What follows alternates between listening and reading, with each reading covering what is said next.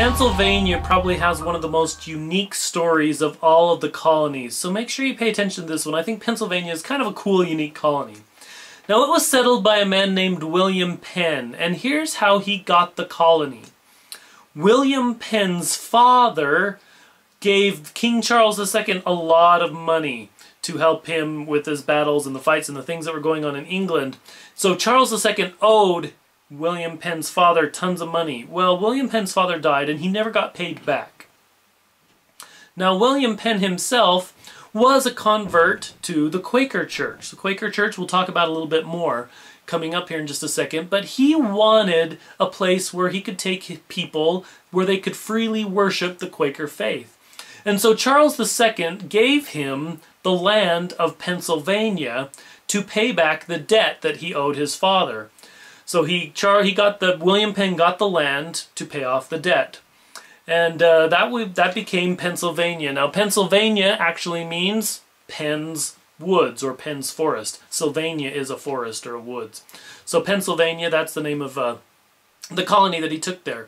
Now, he was able to have lots of Quakers come in where they could worship freely. Now, let's talk a little bit more about the Quakers, just in how their ideas shaped this colony, because this is very, very, very intriguing how this works. Quaker beliefs says that everybody kind of has this inner light that helps them connect to God. And because of their belief in personal revelation, that everybody could connect to God in their own way, they placed a lot less emphasis on particular churches, but just wanted people to be religious. So Pennsylvania became one of the most friendly colonies to any religion at all. And because of that, lots of people went there. It became a very, very religiously diverse colony. The capital, Philadelphia, what does that mean?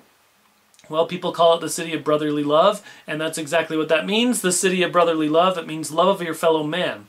So Philadelphia means love of your fellow man, and that was what they tried to instill in all of their colonists, is that everyone should love everyone and people should be accepting of everybody's different beliefs. So lots of people came to settle. We had the Quakers, obviously, that came to settle. There were also, Amish people, that came to settle there, the Germans, people from all sorts of different faiths came to settle in that area. Now, William Penn was very particular that he wanted to make sure that everybody was welcome. So he even wrote the Indians, the American Indians, a letter talking about how their acceptance of them and how they wanted to make sure that they were friends with the Indians and wanted to be very accepting. You're going to read that letter as part of this lesson. They were also very much against slavery. They truly believed that all men were kind of created on equal grounds, and that slavery was not part of the way that the world should be. And so you'll read one of the letters, too, from a group of Mennonites, a religious group there, that talked about how they thought slavery shouldn't be.